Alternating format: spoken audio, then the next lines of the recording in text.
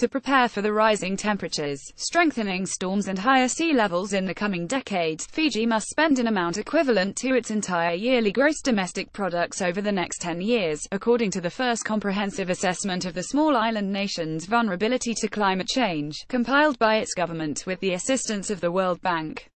Released halfway through the COP23 in Bonn, which Fiji is presiding over, the report highlights 5 major interventions and 125 further actions that it says are necessary to achieve Fiji's development objectives, while facing the potentially devastating impacts of climate change. Combined, those actions would cost about $4.5 billion over the next decade.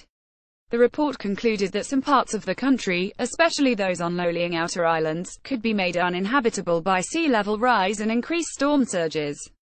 It recommended existing towns and cities be made more resilient, but also for brand new and resilient greenfield sites to be constructed to house the growing population.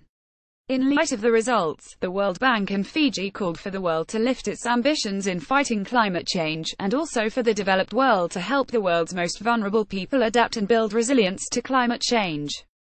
The results of the Climate Vulnerability Assessment reinforce what we already know to be true, that the situation we face is urgent and the world needs to immediately raise its ambition to tackle this great threat, said Ayaz Syed Khaim, Fiji's Attorney General and Minister responsible for climate change, in a foreword to the report.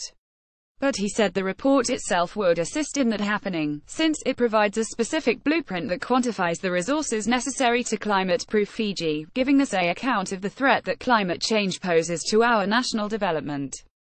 Victoria Kwakwa, Vice President, East Asia and the Pacific at the World Bank, said the Paris Agreement was not just a commitment to keeping global temperature rise well below 2°C, but also a global commitment to help build resilience and adaptation capacity among vulnerable countries, especially those most at risk from climate change, such as small island developing states. In the report, Fiji called on the world to take drastic action that limits greenhouse gas emission while supporting action to enhance resilience. It notes that Fiji has limited capacity to manage those risks itself, and that investment from other nations was needed. The biggest investment needed to build resilience in the country was into transport, where $228 million was needed each year, the report found. A detailed analysis in the report found specific parts of the road network that were critical for the country, and should be strengthened to protect against worsening storms. Significant sums were needed to protect the country's water, health and education facilities, housing and environmental assets. These investments and expenditures would have resilience-related benefits that extend over decades, far beyond their implementation period, as well as significant non-resilience benefits, improving the population's well-being and development prospects, the report found. Fiji is expected to face as much as a meter of sea level rise by the end of the century, increasing the risk of coastal flooding, with flood events that currently happen only once a century expected to recur every second year if global emissions are not abated. In just a few decades, by 2050, the fraction of the country's GDP lost every year due to tropical cyclones is expected to increase by up to 50%, reaching more than 6.5%. That estimate didn't include the additional risk caused by sea level rise, which would magnify it further. The report also concluded that some parts of the country, especially those on low-lying outer islands, could be made uninhabitable by sea level rise and increased storm surges. It also highlighted the impacts climate change would have on Fiji's health system, with waterborne diseases and respiratory diseases expected to worsen.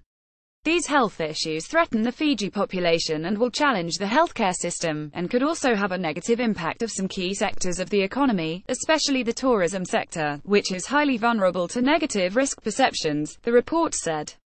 Coming less than 2 years after Tropical Cyclone Winston devastated the country, killing 44 people and costing the economy 20% of its GDP, the findings are likely to raise some attention at COP23.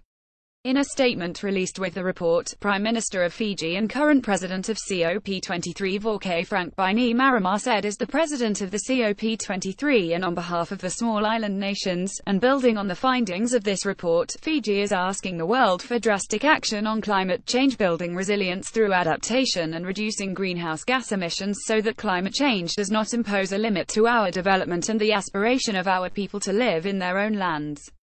The talks going on this week and next at COP23 are focused on writing the rulebook for implementing the Paris Agreement, including how countries will be required to ratchet up their commitments to achieve the agreed aims.